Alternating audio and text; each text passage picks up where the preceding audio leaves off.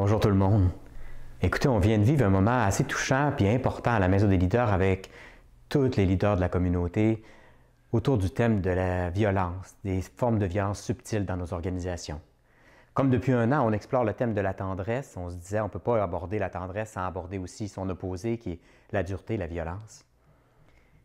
Et il nous apparaît que c'est un dialogue trop important qu'on doit avoir dans toutes nos organisations pour ne pas l'offrir à un plus grand nombre, le rendre public, ce dialogue qu'on a vécu à l'intérieur de la communauté.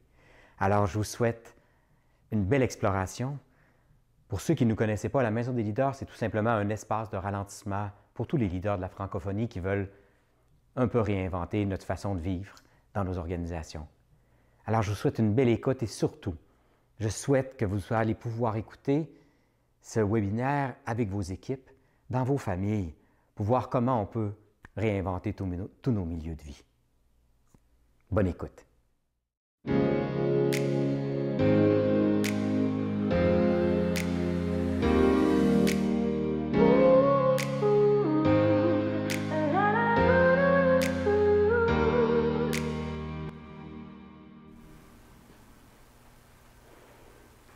Bon matin tout le monde.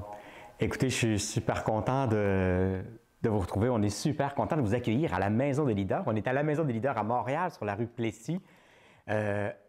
J'aimerais aussi commencer en remerciant Alexandre Poulain, notre lumineux ami Alexandre Poulain, d'avoir accepté de faire spécialement pour la maison cette version de la chanson La tendresse pour notre année d'exploration sur la tendresse. Alors aujourd'hui, écoutez, on va ouvrir une autre porte d'accès à la tendresse. Comme vous le savez, depuis septembre, on a ouvert ce thème à la maison. On l'a exploré avec différentes portes d'accès. On l'a exploré avec Frédéric Bedos en parlant de la fragilité. On a ensuite exploré le regard avec Alexandre Jolien, l'intimité avec Joanne de Montigny. Et là, on va entrer dans une nouvelle porte d'accès. Et pour vous dire, au-delà des webinaires qu'on fait, il y a des dizaines et des dizaines de rencontres à la Maison des leaders à travers nos groupes où on explore le thème de la tendresse, puis on réalise à quel point c'était essentiel qu'on en parle. Et là, on arrive à un moment où on se dit on ne peut pas explorer la tendresse sans explorer son opposé, qui est la dureté, la violence. Et bien sûr, pour explorer ce thème-là de la violence subtile dans nos organisations, bien, on ne pouvait pas l'explorer avec nul autre que mon ami, ma complice, Diane Bérard. Alors Diane, là, je suis vraiment excité que tu sois là, je suis vraiment super content. Tu es une amie de la maison de la première heure, hein, du temps que tu étais patronne de la revue Commerce à l'époque. Après ça, comme journaliste, tu as été présente dans ma vie, on a publié des bouquins ensemble. Tu es une amie de la maison, c'est ça, depuis le début. Et on a hurlé hein, en 2004 ensemble dans un bouquin qui s'appelait Les Fous du Roi. Ça a été la première fois où on a hurlé justement sur une des formes de violence dans nos organisations, ce qui est un peu la tyrannie des actionnaires, ou des ministres, ou du pouvoir. Alors, merci d'être là, puis merci de venir avec nous autres pour explorer ça aujourd'hui. Bien, ça me fait plaisir. C'est drôle parce que tu dis on a hurlé. La première image qui me vient, c'est quand on a tellement hurlé ou tu as tellement hurlé que j'ai barré dans le dos. Oui, c'est vrai. Donc, après avoir reçu tes confidences, quand il fallait que je commence à écrire le livre, j'ai vraiment barré dans le dos. Donc, la violence que ça peut faire, la violence, pour moi, c'est une illustration que la violence peut avoir un impact sur notre corps, sur notre santé. Donc, si la charge de violence que j'ai reçue à travers ce que tu vivais a eu un impact sur mon corps, on peut imaginer dans les milieux de travail comment la violence peut avoir un impact sur notre santé physique et psychologique. C'est la première image qui me vient. Hey, merci. Puis écoutez, il nous apparaît vraiment important qu'à ce moment-ci, notre histoire, on parle de... Puis qu'on essaie de lever un peu le voile sur les formes subtiles de violence, qu'on sorte un peu de la loi du silence, parce qu'il y a toutes sortes de formes de violence hein, dont on n'est pas vraiment conscient puis qu'on tolère inconsciemment. Mais avant de commencer notre dialogue, puis là, vous allez voir aujourd'hui, écoutez, comme je suis avec The grande journaliste de solutions au Québec, d'habitude, c'est moi qui interviewe, mais là, les rôles vont être peut-être plus inversés parce que c'est vraiment le talent de Diane. Mais avant qu'on commence officiellement notre dialogue, on va passer la parole à Mathieu, parce que Mathieu qui est là pour prendre soin de vous tout au long de cette heure et demie qu'on va être ensemble. Alors, Mathieu. Oui! Bienvenue à vous deux, bienvenue à tout le monde. Je vais être votre facilitateur, je vais être encore une fois votre lien, donc vos questions, vos commentaires. Pour être sûr, parce qu'il y a déjà des gens qui commencent à m'écrire, si vous écrivez seulement aux panélistes, tout le monde ne verra pas vos questions, vos commentaires, donc c'est important quand vous allez chatter de le marquer aussi pour tout le monde, donc tous les participants. Le dernier webinaire qu'on a fait, on a eu environ, je pense, 400 ou 600 personnes qui l'ont revu. Donc, c'est génial, on est super contents. Fait que vos questions servent aussi aux réécoutes après ça dans la communauté. Je vais essayer d'être le plus actif possible. Quand il y aura plusieurs questions, je vais faire des catégories de questions, puis après ça, on va les relancer à Rémi et à Diane. Sur ce, je vous souhaite un magnifique moment en notre compagnie. Et pour ceux qui ont remarqué, on est dans notre local de Montréal. Donc, on est super contents. Il y a aussi l'équipe que vous ne voyez pas en ce moment qui est en train de travailler. Il y a Nathalie aussi qui est présente. Donc, on est là pour prendre soin de vous. Amusez-vous. Puis, si vous êtes capable de fermer vos téléphones, vos alertes, vos notifications, ça serait aussi génial. Donc, je passe la parole à Rémi. Amusez-vous. Merci. Yeah. Alors, on y va, Diane. Ben on y va. Et pour commencer, j'aimerais ça citer une phrase d'une grande amie de la maison, Joanne de Montigny. Alors, c'est pas parce que c'est invisible que ça n'existe pas. Aujourd'hui, on parle des formes de violence subtiles. Donc, pas quand les gens crient sur nous, pas quand les gens sont violents nécessairement verbalement. C'est des choses beaucoup plus subtiles. Puis j'ai envie de commencer par une première question. Quand tu penses aux violences subtiles dans les organisations, c'est quoi la première forme qui te vient? Là, on ne va pas brûler toutes nos autres punchs, mais juste la première, là, tout de suite, ce serait quoi?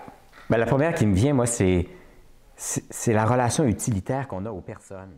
Je dirais même que c'est vrai peut-être des fois dans nos couples, dans nos amitiés, mais au travail, tant qu'on va avoir une relation utilitaire aux personnes, bien, on va les utiliser comme des outils pour, dans le fond, pour rencontrer nos propres objectifs. Et moi, pour moi, c'est la forme de violence subtile sur laquelle il faut lever le voile. Puis il faut prendre conscience soi-même. Est-ce que ça se pourrait que ma relation aux autres soit utilitaire? Le but, c'est pas de se juger, c'est pas de s'en vouloir, mais c'est d'avoir beaucoup de tendresse, d'observer ça avec beaucoup de tendresse. Ça se pourrait-tu que ma relation aux autres soit utilitaire? Puis moi, bien, c'est correct si je pose, j'aimerais ça poser la question, j'aimerais ça vous poser aussi la question à vous autres qui nous écoutez.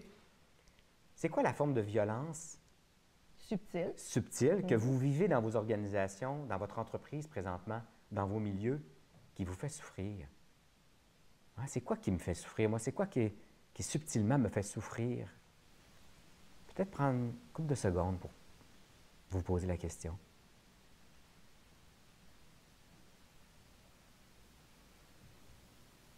Parce que l'objectif de ce dévoilement aujourd'hui, c'est aussi qu'on puisse ouvrir des dialogues dans nos milieux de vie, dans nos milieux de travail, pour réfléchir à ça.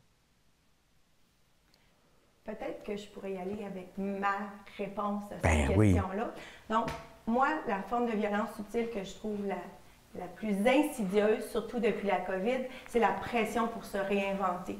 Le mot « se réinventer » qui est partout maintenant, je trouve qu'il y a quelque chose de très violent parce qu'il y a comme une négation de tout ce qui a été, de tout ce qui existe. Quand on dit qu'il faut se réinventer, c'est violent parce que c'est comme si on nie ce qu'on fait déjà, ce qu'on nie ce qu'on a déjà fait. Donc, en acceptant ça comme un dogme, c'est très différent que de dire il faut progresser, il faut évoluer, mais se réinventer, ça veut dire on fait fi de tout ce qui a existé. Donc, c'est très violent. Moi, en tout cas, je trouve ça. Je l'ai observé chez beaucoup d'entrepreneurs, d'entreprises, puis cette pression-là, en tout cas, c'est ma réponse à ce temps-ci de la conversation sur une forme de violence subtile qu'on ne réalise pas nécessairement. Bien, écoute, je vais te dire, moi, de t'entendre, ça me fait du bien. Parce que moi aussi, j'ai l'impression qu'il faudrait tout réinventer, mais tout n'a pas à être réinventé. Fait que moi, je dirais que ça m'enlève un peu certains poids. Effectivement, il y a peut-être des espaces sur lesquels on peut évoluer, bouger, mais on n'est pas obligé de tout réinventer. C'est violent de nier ce qui a été et ce qui est. Quand on y pense, d'une façon générale, les formes de violence subtile, on peut les diviser en deux. J'essayais de penser, parce que tu connais mon esprit cartésien. Donc, oui, moi, elle se prépare. J'en vois deux. Il y a les violences systémiques puis les violences humaines. Les violences systémiques, c'est celles qui sont issues du système, de la façon dont on organise le travail qui crée de la violence.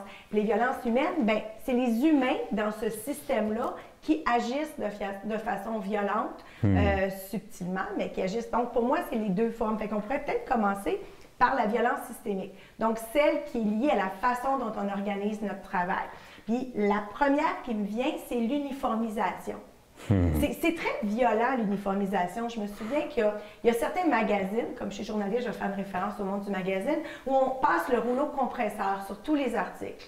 Donc, tu écris un article, ça va avec ta personnalité, avec ce que tu es, et au niveau de la rédaction en chef, on passe le rouleau compresseur pour que tous les articles répondent à la même formule qui est uniforme, justement. Comme une conformité, pour que tout le monde se conforme au même modèle. C'est violent parce que ça nie l'individualisme, ça nie ce que chacun est, la nature. Donc, je ne sais pas ce que tu en penses, mais il me semble que l'uniformisation, ce serait une des formes de violence qui est dans le système.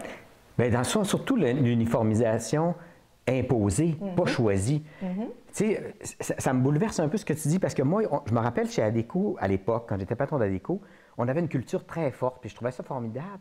Mais un jour, j'avais entendu quelqu'un dans un corridor dire « Ouais, mais toi, tu n'es pas assez Adéco. » Puis ça m'avait bouleversé. Ben voilà. Comme dans le fond, tu ne rentres pas dans le moule, dans le modèle, comme si on venait effectivement nier sa singularité.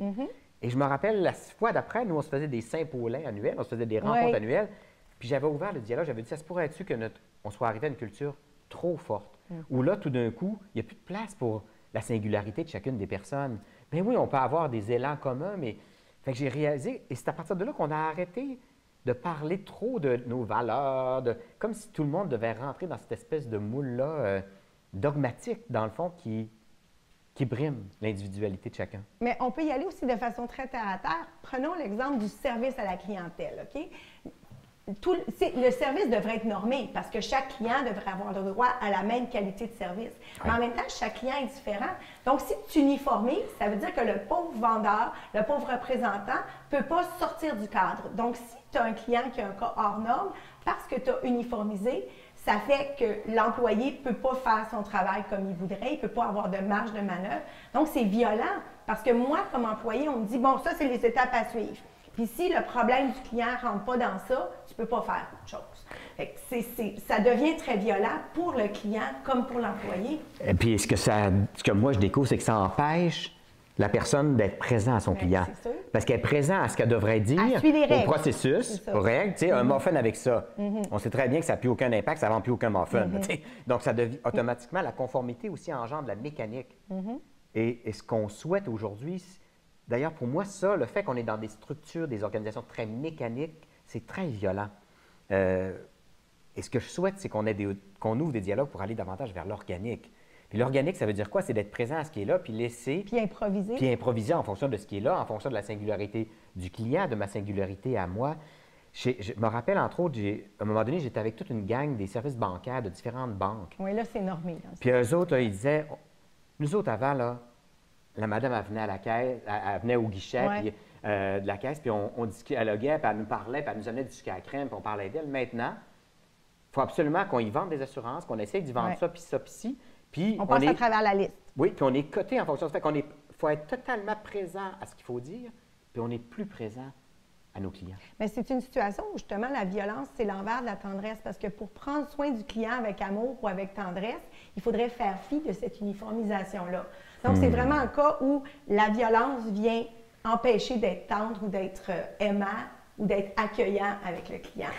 Puis, il y en a un autre qui va avec ça, c'est le rythme. Au travail, il y a un rythme, hein? Fait qu'il faut donner un rendement régulier aussi. C'est pas tendre, ça, parce que s'il faut que ta performance soit régulière, il n'y a aucune tendresse envers l'employé. Il n'y a personne qui est régulier. Il y a personne qui... On n'est pas des machines. Donc, il y a des journées où on a une journée difficile, il est arrivé quelque chose. Bon, avec la COVID, il arrive mille et une choses. Donc, c'est l'envers de la tendresse, le rythme, puis c'est très organisationnel. On s'attend, quand tu as des évaluations annuelles d'employés, c'est comme « Ouais, c'était pas comme l'année passée, il me semble qu'à la moitié de l'année, c'était... » Donc, le rythme devient très violent. Mais tu as tellement... Bien, le rythme, déjà, parce que pour moi... C'est clair qu'une des formes de violence subtile de nos vies aujourd'hui, c'est la vitesse. Moi, là, quand les enfants allaient à la garderie le matin, là, il fallait que j'habille les trois, là, tu jure. Donc, pour moi, la vitesse que j'imposais aux enfants, là, je le réalise aujourd'hui comment c'était violent. Mais on l'impose aux employés aussi. Ben oui, puis moi, je me faisais imposer par mes patrons. Donc, je l'employais à mes équipes, dans le fond, je l'imposais, puis c'est ça, puis je l'imposais à mes enfants, je l'imposais partout. Je l'imposais à la caisse. À la caisse du supermarché parce que la caissière allait pas assez vite. C'est une dictature de la vitesse qui est une forme de violence vraiment importante.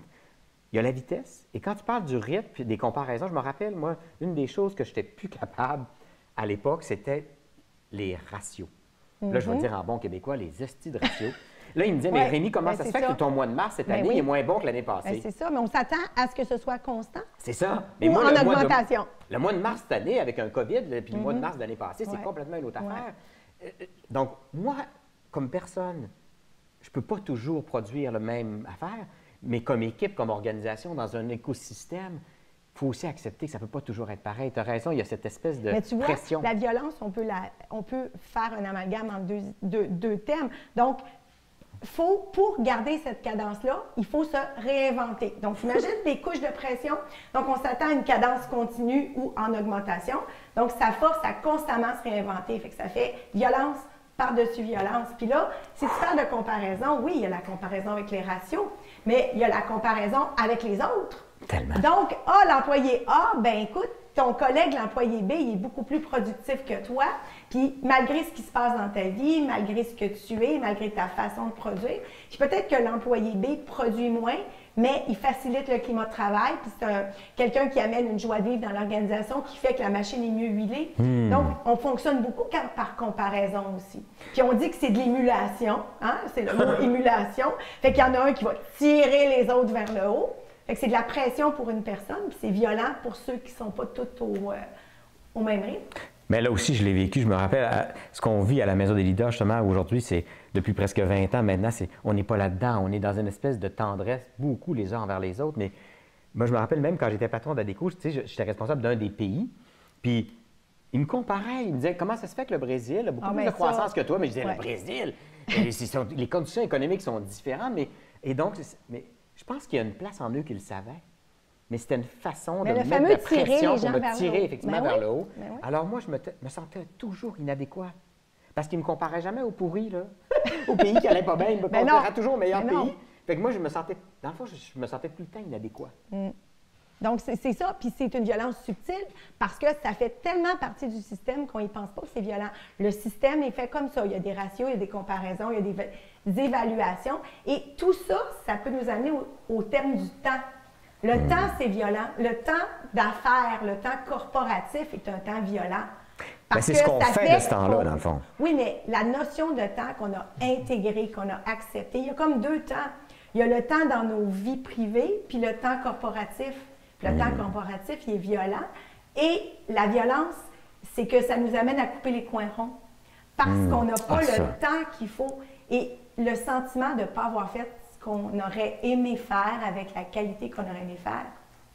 Et là, tu apportes quelque chose de super important. Moi, on travaille beaucoup à la Maison des leaders avec la santé, avec des soignants, entre autres.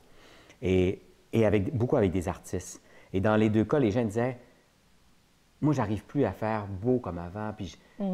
Donc, c'est comme la perte de sens. Moi, avant, je faisais du beau, j'ai plus tellement de temps.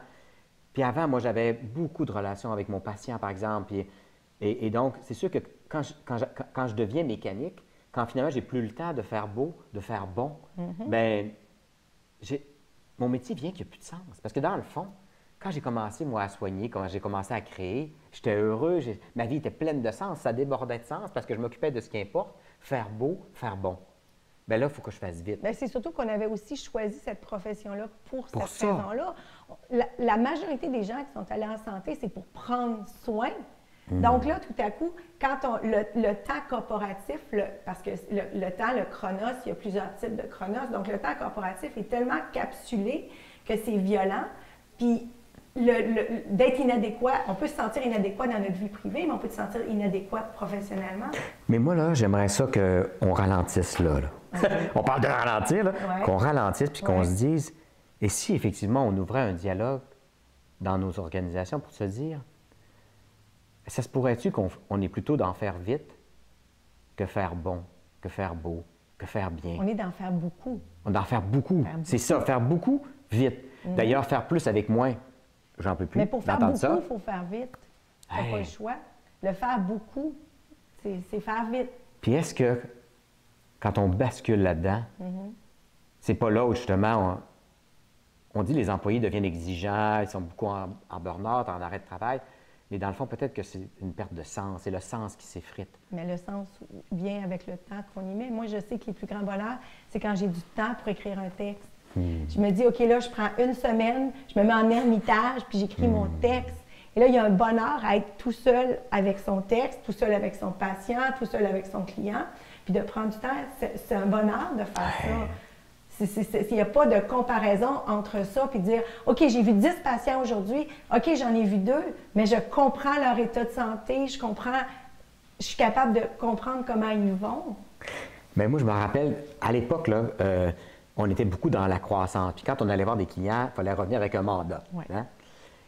Puis la journée, on a dit, c'est quoi cette affaire-là? Notre travail, c'est d'aller voir nos clients pour les comprendre, pour les découvrir, savoir ce qu'ils vivent. Alors, je me rappelle de la joie des personnes qui revenaient et disaient, ils revenaient au hey, j'ai tellement le goût de vous raconter, je suis allé voir tel client, il m'a fait visiter l'usine, etc. C'était extraordinaire. Puis là, quelqu'un posait la question, bien là, as-tu un mandat? Ben non.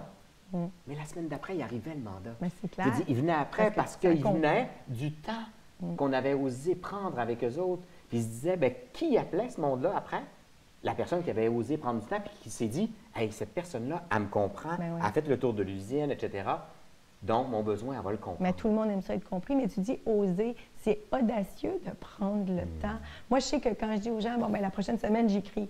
Toute la semaine, tu vas écrire. Oui, oui. Parce qu'à la fin, je vais être tellement contente de mon texte, mais il faut se faire violence. En même temps, je dis que c'est violent, mais il faut se faire violence pour le prendre, ce temps-là. C'est ironique, mais c'est ça. Il faut se faire violence pour pouvoir dire, OK, je me déprogramme pour dire, c'est correct que j'aille visiter l'usine de mon client, puis que je l'écoute, puis qu'il me raconte toutes ses vicissitudes, pour que moi, je puisse, après ça, voir comment je peux l'aider vraiment, puis être utile.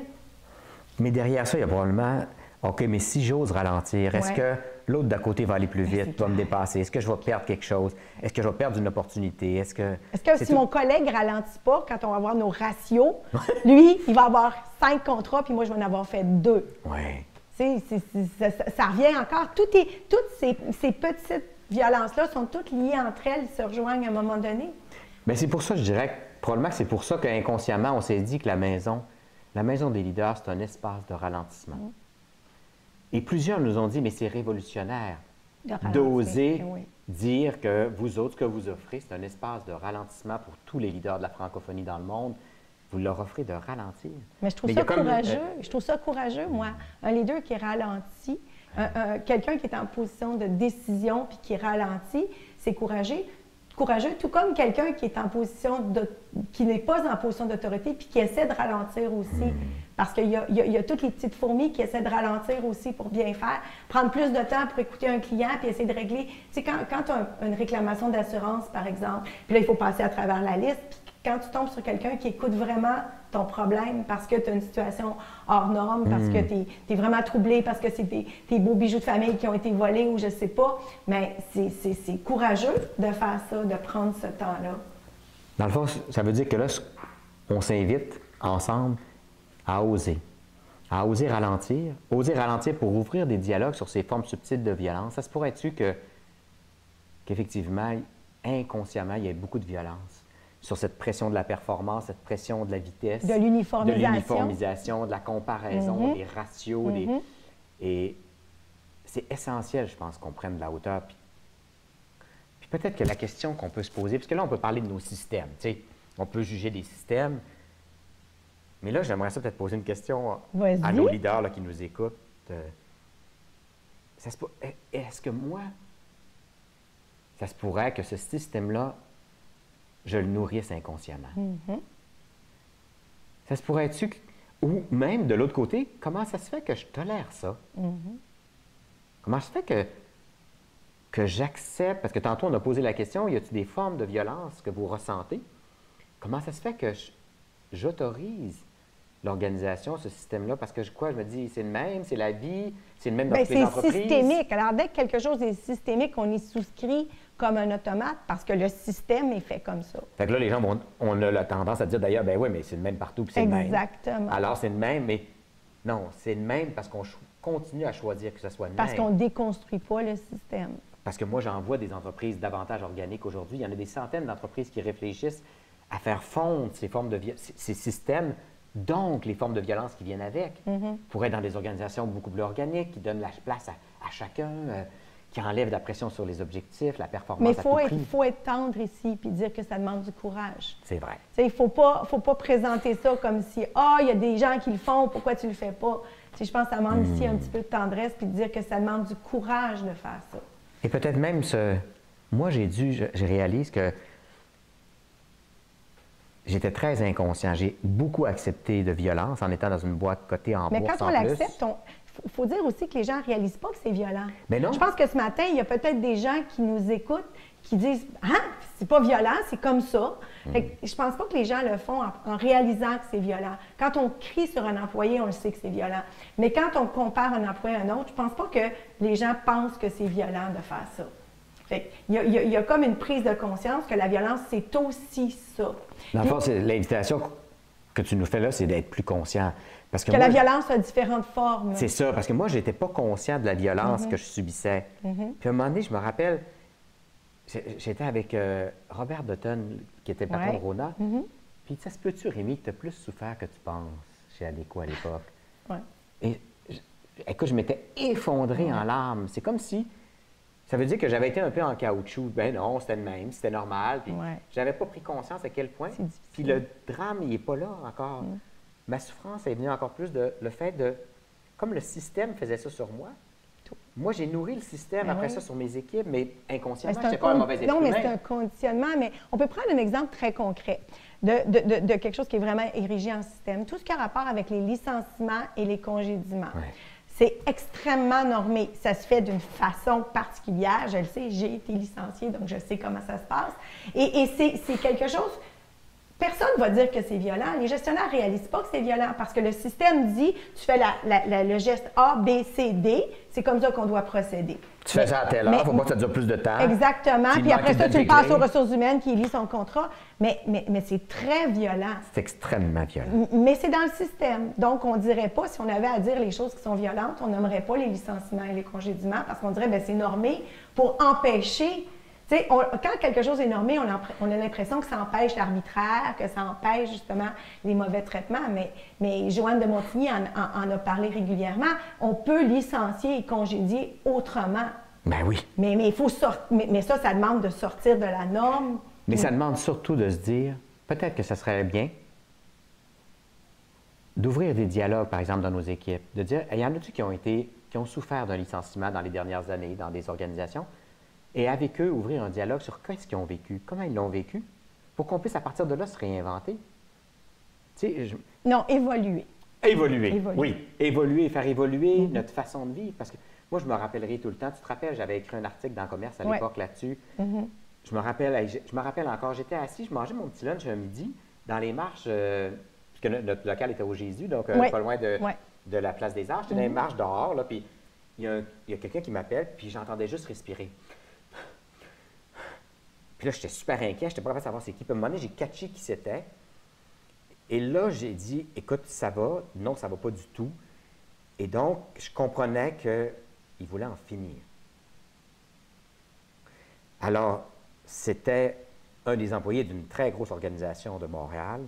Et là, je l'ai accompagné, j'ai dit, écoute, est-ce que tu es près de quelqu'un que tu connais?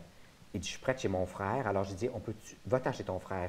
Je l'ai accompagné jusque chez son frère. C'est son filleul qui a ouvert la porte. Et à partir de là, j'ai pu dire, OK. Il est mais avec lui, là, il me d'autre. disait, Rémi, je cherche une vanne pour me tirer de Donc, il venait de perdre son emploi. Il venait de se faire dire, donne-nous tes clés, on a enlevé ton code d'accès, tu termines maintenant. Ça faisait 15 ans qu'il était dans l'organisation. Aucun signal, rien. Peut-être qu'ils ne les a pas vus, mais qu'ils les aient vus ou pas vus, parce qu'on pourrait argumenter, ben, tu sais, on y en a parlé en masse. Mais là, on parle juste du processus, on parle de la fin, oui. Puis je me rappelle, j'étais allé voir Joanne de Montigny, puis j'avais dit, quand quelqu'un est en fin de vie, parce que c'est un peu une fin de vie. Ben oui, c'est la fin d'une vie, absolument, absolument. J'avais dit à Joanne, ben c'est quoi qu'on doit faire en fin de vie? Ouais. Et là, elle m'avait dit, ben premièrement, il faut essayer de limiter au maximum la souffrance. Oh, alors là, on l'augmente au maximum. Il faut aider l'autre à pouvoir dire au revoir. Aucune possibilité de dire au revoir, il ne peut jamais revenir. Puis on va te faire livrer ta caisse de tes affaires personnelles dans ton bureau. Puis l'autre, c'est l'aider à trouver du sens à ce qui est en train d'arriver. Je réalisais dans son cas, on a augmenté la souffrance, aucune chance de dire au revoir et il n'a rien compris. Mais je Alors, pense à partir de ça, on peut se dire, et si on évoluait dans notre façon de dire au revoir, en prenant soin de limiter la souffrance, d'aider l'autre à trouver du sens, puis laisser la chance de pouvoir dire au revoir, puis de choisir avec nous le moment, le comment. Mais pour qu'on puisse aider la personne à vivre ça, il faut falloir d'abord aider les gestionnaires et les gens en ressources humaines. Parce que tant qu'on ne travaillera pas ce bout-là, on ne peut pas demander aux gestionnaires et aux gens en ressources humaines de faire ça parce que ça doit être tellement souffrant, licencier ou congédier quelqu'un. Ils ne sont pas préparés à ça. Vrai. Je ne pense pas qu'ils sont préparés. Je pense que pour eux autres, c'est comme un accident de parcours. Ça arrive à un moment donné, on serre les dents puis on passe à travers. Puis tous les gestionnaires que je connais qui ont eu à licencier ou congédier des gens disent « Ah, c'est la partie la plus plate de ma job, mais ça n'arrive pas trop souvent. » Donc, comme ça n'arrive pas souvent, on n'est pas formé pour ça. On n'est pas prêt. Je pense qu'avant de travailler sur la finalité, c'est-à-dire la personne qui perd son emploi, tant qu'on ne travaillera pas en amont sur l'importance qu'on accorde à cette partie-là du travail des gestionnaires puis des gens en RH, ça ne passera pas. C'est en amont qu'il faut travailler. Je suis bien d'accord, mais dans le fond, c'est difficile à cause de la façon dont on le fait aussi. Mais c'est aussi difficile parce qu'on traite ça comme une exception. Comme c'est traité comme une exception dans le travail, on y accorde peu d'intérêt. Tu sais, quand on forme quelqu'un à une tâche, on lui apprend ce qu'il a à faire. Puis quand c'est une tâche marginale, on dit « Ah, ben ça, écoute, tu l'apprendras quand tu le feras, ça arrive jamais. » Mais moi, j'ai l'impression que les licenciements et les congédiements, c'est comme ça qu'on traite ça. Genre, toi, comme patron, ton travail, c'est de gérer le quotidien, puis de temps en temps, tu as un congédiement, mais écoute, tu feras ton possible. J'ai l'impression qu'on le traite comme une exception. Puis ce qu'on traite comme une exception, il n'y accorde pas beaucoup d'importance. Puis on revient à la relation utilitaire. Employé-jeté. Mais j'ai plus besoin de toi. J'ai plus besoin de toi, on n'a plus besoin de toi. Qu'est-ce que tu veux faire pour... Parce que là, tu ne performes plus assez, tu ne me sers plus assez. Alors, au revoir. Puis, mais c'est aussi vrai. Dans le fond, on parle des passages. On devrait accompagner nos leaders à être meilleurs pour accompagner dans les passages. Parce que c'est vrai aussi quand les gens arrivent. Tu sais, les gens là, qui arrivent... Là, OK, là, ton bureau est là, puis commence. Commence, tu sais. Puis là, hey, écoute, l'autre jour, il y a une leader qui nous a dit, elle est dans une banque. Puis elle vient d'avoir un mandat. Ils ont donné un département de 600 personnes. Ils ont dit, là, on va donner 2 semaines. Il y a 600 personnes dans le département. Puis là, il faut que tu redresses le département. En 2 semaines. Puis tu as 2 semaines pour nous présenter ton plan. OK. Donc, elle arrive, elle ne connaît personne. Et là, il faut qu'elle redresse ce département-là. Il faut qu'elle ait avec une posture de « ils n'ont pas d'allure ». Mais elle n'a pas été préparée. Non, mais 2 semaines. Et là, elle a eu un dialogue à la maison. Elle est retournée vers ce patron en disant « Écoutez, ça va prendre quelques mois. » Puis moi, j'ai le goût d'aller découvrir qu'est-ce qui marche ici. Et non pas ce qui ne marche pas. Et tranquillement, on va travailler avec ce qui marche. Mais c'est complètement révolutionnaire. Ça se pourrait qu'ils atassent. Ça se pourrait qu'ils ne veulent pas d'elle. Puis pour revenir au passage, quand les gens arrivent, hey, quand un jeune vient au monde, tu sais, aujourd'hui, l'autre jour, j'étais avec une amie, puis j'ai dit, est-ce que vous allez faire baptiser la petite? Elle dit, ben non, nous, on ne fait plus ça, les baptêmes, ça. Je dis, mais ça veut dire qu'on ne célébrera pas son arrivée au monde. C'est quand même pas rien, là. Elle arrive, c'est un nouvel humain là, qui rentre dans le circuit des humains, il n'y aura pas un rite de passage pour son arrivée. Elle dit, on fait ça comment? Ben, j'ai dit, invente quelque chose. Et donc, elle a inventé autre chose qu'un baptême, mais une célébration de passage pour lui dire bienvenue dans le monde des humains avec les autres humains. Bon, elle a fait ça sur Zoom parce que là, c'était pas possible en personne. Et pour moi, il faut réfléchir à comment on accueille le monde. Comment on les amène à passer d'un département à l'autre, d'un poste à l'autre, puis comment on les accompagne dans le passage quand ils quittent l'entreprise. Mais ça, tu vois, ça revient au rythme, Encore. au temps. Pourquoi tu penses, dès que l'employé est congédié, le patron, il pense à ce qu'il a à faire, il faut qu'il trouve quelqu'un d'autre pour le faire, il faut qu'il Donc, le patron est déjà rendu ailleurs parce que le rythme, parce que l'organisation n'est pas faite pour des temps d'arrêt. Le temps d'arrêt, ça n'existe pas. T'as raison. Quand il y a une ligne de production qui brise, je veux dire, il faut se dépêcher, c'est la catastrophe. Quand le système informatique est down, c'est la panique. Une entreprise où il y a le système d'informatique qui ne fonctionne pas. Donc, il n'y a pas de temps d'arrêt. Fait que s'il n'y a pas de temps d'arrêt, comment veux-tu t'arrêter pour laisser quelqu'un partir? C'est pas prévu. Donc, c'est tout ce qui n'est pas prévu. Il n'y a pas de place. On ne tasse pas pour faire de la place. Mais d'ailleurs, c'est pour ça aussi qu'on ne célèbre plus. Parce que je me rappelle, il y a quelques années, on avait comme thème à la Maison des leaders la célébration. Puis beaucoup de leaders avaient dit, bien, célébrer, on n'a plus le temps de célébrer. Là. C'est ça. Et ça a pris des années, ça a pris toute une année de réflexion pour réaliser que c'est un investissement. que c'est important parce que là, par exemple, tu as eu un nouveau contrat, puis c'est what next? C'est toujours what's next? What's next, what's next, what's next? Non, c'est plus, tu as le contrat, on planifie, là, qui va faire quoi, quand. Exactement, c'est ça, c'est la quand le réaction. prochain qu'on va décocher Ouais. aussi. Au lieu de dire, hey, on peut-tu prendre le temps, quelques minutes, ne serait-ce que quelques minutes pour célébrer. Ouais. Donc, retrouver l'esprit de la fête, oser célébrer. Dans le fond, peut-être qu'effectivement, il faut réfléchir au rythme. C'est quoi nos temps Au d'arrêt? rythme et au rite. Moi, j'aime bien que tu parles de les rite. rites, oui. Le rythme et les rites, c'est lié ensemble. Nos rites nous donnent un... Quand tu fais un rite, le Tu rythme ralentis. est différent. Quand tu célèbres, quand tu as ton bébé, le baptême, c'est un rythme différent avant que tu recommences avec les boires, les couches, tout le reste. Mais le baptême, le rite, change le rythme. Bien, tu as raison. À la maison, d'ailleurs, on a beaucoup de rituels. Tu sais, on ouvre toujours les rencontres par une méditation. Il y a toujours quelqu'un qui ouvre le repas.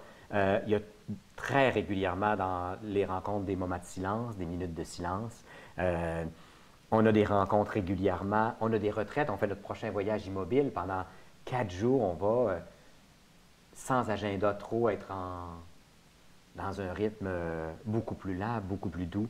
Donc, comment être capable, effectivement, d'avoir... Parce que moi, j'aime ça aller vite. Hein? Toi aussi, on aime ça aller vite. Hein? Ouais. On sait qu'on a fait les coups du roi en 5 semaines, puis on aime ça aller vite, mais pas tout le temps. Fait que peut-être qu'on peut se dire, au lieu de se dire qu'il faut être contre la vitesse, c'est au contraire, on aime la vitesse quand c'est utile. Mais dans est-ce nos qu'elle est métabolismes, toujours utile? c'est ça, puis on a aussi besoin de temps Ouais. de retrait. Au printemps, on va ouvrir une autre porte d'accès à la tendresse, qui est justement la capacité de trouver un équilibre entre le retrait et le don de soi. On ne peut pas être toujours Non, en train parce de qu'à se un moment donné, donner il tout le faut temps. se reconstruire, il faut se remplir. Si on est toujours en don, il faut se retirer, effectivement. Et là, peut-être qu'on peut ralentir un peu. Peut-être qu'on peut inviter ceux qui nous écoutent à... Bien, j'aurais envie de poser la question Oui. suivante. Comme gestionnaire, est-ce que c'est possible de ne pas souscrire aux petites violences systémiques? Est-ce que chacun peut réfléchir? Est-ce qu'il y a quelque part dans ma vie de gestionnaire, dans mon organisation, où je pourrais essayer de ne pas souscrire à la violence que le système m'impose, que ce soit la comparaison, le rythme, qu'est-ce qu'on a La de- pression sur la performance, la pression la sur relation la performance, utilitaire. l'uniformisation. Ne serait-ce que prendre l'uniformisation. Est-ce que je suis capable de lutter contre le fait de vouloir que tous mes employés soient pareils tout le temps, de les comparer?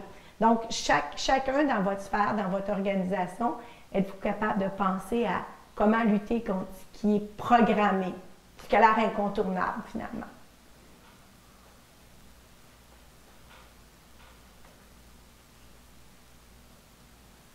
Moi, la première chose que ça m'amène, là, ça me met à repenser au webinaire qu'on a eu avec Hubert Makwanda sur le racisme. Puis c'est la première fois que j'entendais parler de racisme systémique, puis je ne comprenais pas trop ce que ça voulait dire. Puis je réalise que, oui, il y a un racisme systémique, mais clair. et dans nos entreprises, donc, quand tu parles d'uniformité, c'est une forme de refus de la singularité. C'est clair. Donc, et c'est systémique. Ouais.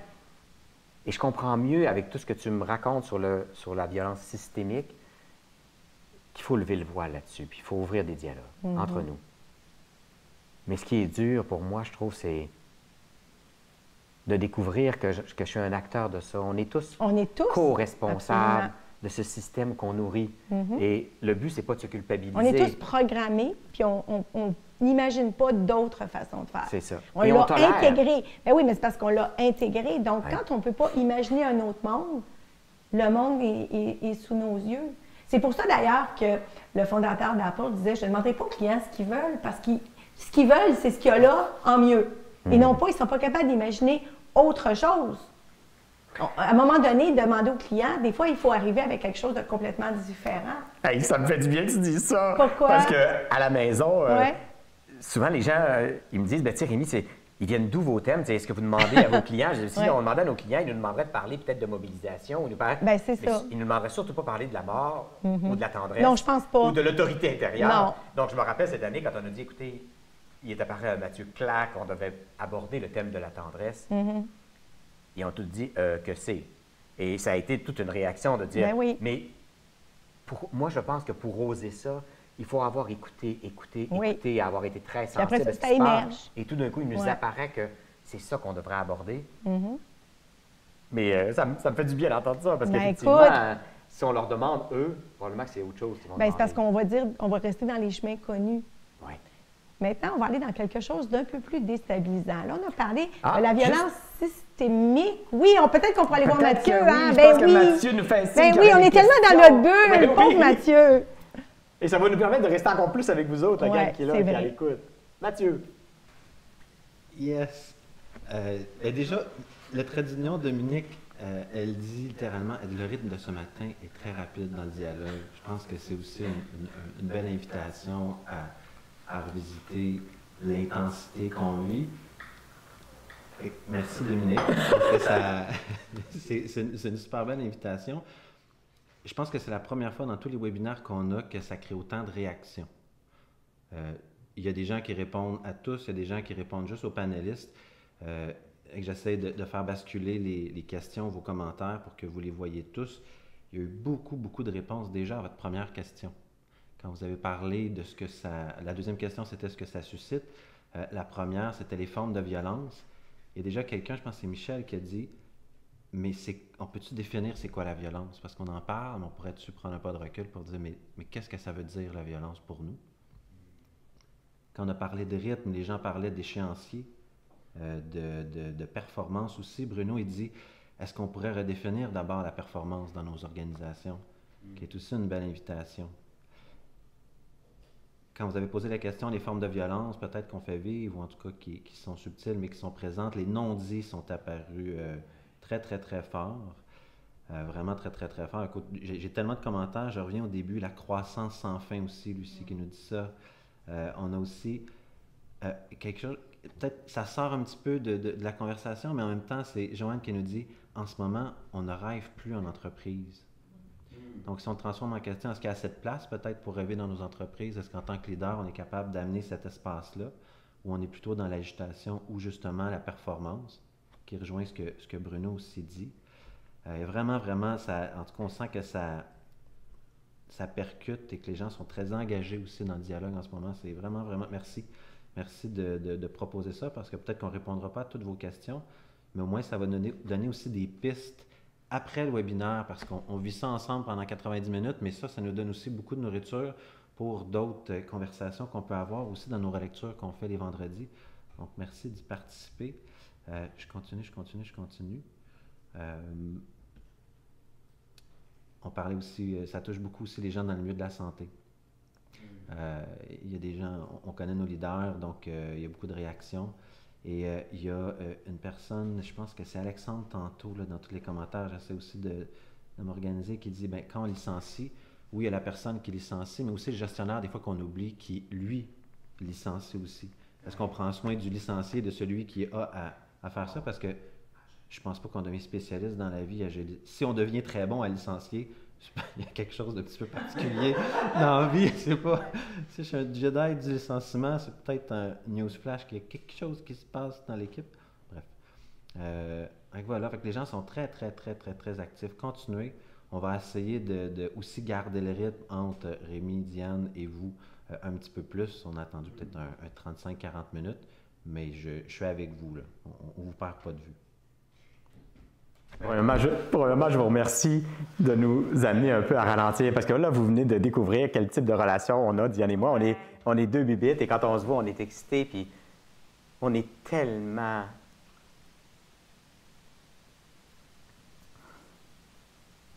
Je pense qu'on est vraiment tanné de cette violence qui perdure dans nos organisations. Il faut que ça s'arrête. On est vraiment tanné. C'est peut-être ça qui crée l'enthousiasme, fait qu'on va ralentir avec vous autres. Peut-être qu'on peut commencer par définir. Mais je pense que aussi, la réaction que vous avez démontre peut-être comment la violence et la tendresse peuvent être liées. Parce que j'avoue, et je fais mon mea culpa, que je veux tellement vous en donner ce matin que c'est violent. Puis c'est vraiment par tendresse, parce que j'ai envie que vous repartiez avec plein de réflexions, mais c'est violent, comment je le sors. Alors effectivement, merci de l'avoir appelé. Ça, c'est quelque chose qui m'appartient, puis qui appartient peut-être à la réaction, à la relation que j'ai nouée avec Rémi. Mais merci de nous avoir rappelé à l'autre. Et si on parle de la violence, peut-être, Diane, tu aurais une réponse. Moi, ce qui m'est apparu tantôt dans la question, c'est quoi la violence? Pour moi, c'est dans notre façon de vivre l'aventure de la vie ensemble. on peut blesser l'autre. Et c'est ça qu'on veut observer. Puis pour moi, dans nos façons de vivre ensemble, y a-t-il des façons qui pourraient se faire autrement, qui ne blesseraient plus? Par exemple, moi, quand je travaille fort, ça me demande beaucoup d'efforts, mais j'appelle pas ça de la violence. C'est de l'effort, c'est le fun de travailler fort. Mais il y a des toujours comparer l'autre pour qu'il se sente toujours inadéquat. Pour moi, c'est ce qui engendre une blessure chez l'autre, en sachant qu'on pourrait faire autrement et ne pas engendrer ces blessures. Et comment on peut se blesser les uns les autres sans arrêt et penser que plus on va se blesser, plus on va être performant? Alors, on veut avoir de la performance, mais on n'arrête pas de se blesser. Mais on peut-tu arrêter de se blesser? Plus on va être en santé, moins on va être blessé. Plus l'aventure va être merveilleuse, puis il m'apparaît que plus les résultats aussi vont apparaître de façon merveilleuse. Je ne sais pas, toi, ce serait quoi ta définition de la violence? Bien, ça se résumerait à un mot, c'est le trop. Dans la violence systémique, pour moi, c'est trop de système. Quand le système prend toute la place, puis la violence humaine, c'est trop de moi puis pas assez des autres. Pour moi, c'est le trop dans les deux. Fait que quand il y a trop de système, trop d'organisation, c'est violent. Puis quand il y a trop de moi puis pas assez des autres, c'est violent aussi. Fait que c'est la vision qui a émergé là, quand la question est venue. Là. Pour moi, c'est le trop. C'est comme si tu venais faire apparaître le sous-thème de l'année cette année. Au sous-thème de la tendresse, c'est retrouver l'équilibre perdu. Alors peut-être qu'il faut pas tout réinventer, pas tout changer, mais juste retrouver un certain équilibre entre le mécanique et l'organique pour qu'on quitte ce trop. Ça serait intéressant de se poser la question où on est trop. Trop de pression, trop de vouloir performer. Parce qu'il y a eu un commentaire sur la croissance à tout prix. Et j'étais dans une école de gestion il n'y a pas longtemps, puis dans le fond, il faut doubler le chiffre d'affaires et les profits en 5 ans. Mais qui a dit ça? Pour qui? Pourquoi? De l'autre côté, je vois un mouvement où on parle de l'importance de la décroissance. Et pour moi, quelqu'un qui me dirait, Rémi, il faut que la maison des leaders décroisse, ça serait une forme de violence. Mais vouloir que la maison croît, c'est une forme de violence. Alors pour moi, c'est pas mieux, c'est de dire, et si on vivait une aventure extraordinaire ensemble et qu'on laissait la maison devenir ce qu'elle doit advenir? Peut-être qu'elle va croître, peut-être qu'un jour elle va arrêter de croître. Tu sais, un arbre, là, une fois qu'il a fini sa croissance, il a fini sa croissance. Mais on ne l'empêche pas de croître, mais on n'arrête pas non plus de le booster sans arrêt pour qu'il croît, parce que là, les deux cas, pour moi, c'est une forme de violence. Et si on laissait nos entreprises advenir ce qu'elles doivent advenir? Mais on peut ramener un thème que la Maison U, il y a quelques années, c'est la justesse. Donc, la croissance juste, la décroissance juste, parce que parfois, la réponse, c'est la décroissance, parce qu'on est allé trop loin, trop vite. Parfois, c'est la croissance. Fait que peut-être qu'il y a moyen de ramener la justesse dans ça.